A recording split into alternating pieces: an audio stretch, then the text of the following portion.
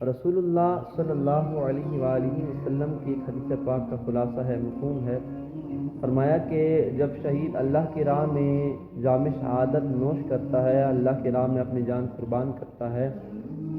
تو وہ اللہ کی بارگاہ میں عرض کرتا ہے، میرے مولا مجھے ایک مرتبہ پھر زندہ کر، میں تیرے راہ میں دوبارہ قربان ہونا چاہتا ہوں۔ پھر یہاں تک وہ فرماتا ہے، اپنی خواہش کا اظہار کرتا ہے اللہ رب العزت کی بارگاہ میں کہ میرے مولا تو مجھے ایسے زندہ کرتا رہے، میرے جسم کو ایسے ہی جان بخشتا رہے،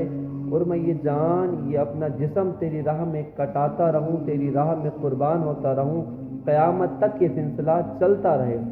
تو یہ اگر ہم صحابہ کرام علیہم الرضوان کی سیرتوں کا مطالعہ کریں تو ان کی سیرتوں میں بارہا ایسے واقعات ملتے ہیں کہ صحابہ کرام بڑے جوش سے، بڑی خوشی سے مد مقابل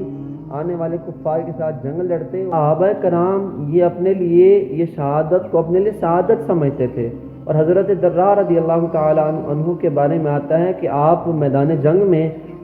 جب آپ کو جوش آتا، جوش ایمانی اپنے ولولے پر ہوتا، عروج پر ہوتا، تو آپ وہ زرہ جو ہوتی وہ جسم سے اتار دیتے، یعنی وہ جو مخصوص کوچ ہوتا ہے، لباس ہوتا ہے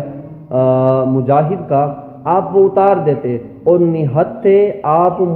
مخالفین سے مقابلہ کرتے، جنگ کرتے، پھر بھی آپ غالب آتے، اور آپ کیونکہ آپ کا ایمان جو مضبوط تھا،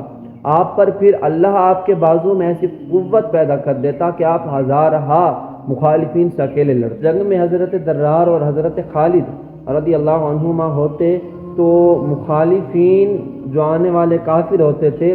وہ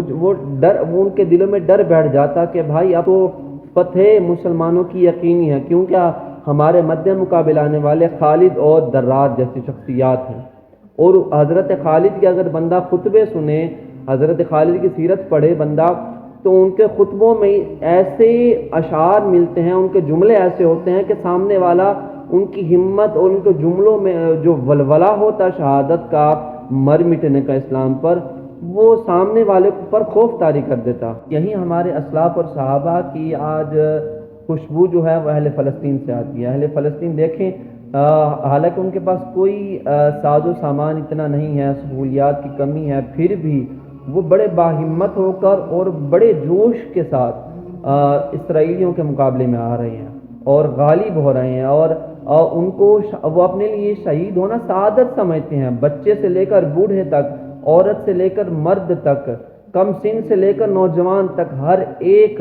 عملی طور پر میدان جنگ میں، جہاد میں اپنی خدمت سر انجام دے رہا ہے۔ شہید ہونے والے کے جو اہل خانہ ہیں وہ اپنے عزیز کی شہادت پر بڑا فخر کر رہے ہیں، اور اس کے شہید ہونے پر وہ مٹھائیاں تقسیم کرتے ہیں اور خوشی کا مظاہرہ کرتے ہیں، اور ان کے زبان پر کوئی بھی نازیبا کلمہ نہیں ہے، ناشکری کا کلمہ نہیں ہے، بلکہ ذکر اللہ ہے، یا رسول اللہ کی صدائیں ہیں، نعم المولا و نعم الوکیل جیسی صدائیں ہیں، اللہ کا شکر ادا کر رہے ہیں۔ اگر کسی کی آنکھوں میں کوئی آنسو بھی ہے تو وہ بھی بظاہر خوشی کے آنسو ہیں کہ وہ سعادت سمجھ رہے ہیں۔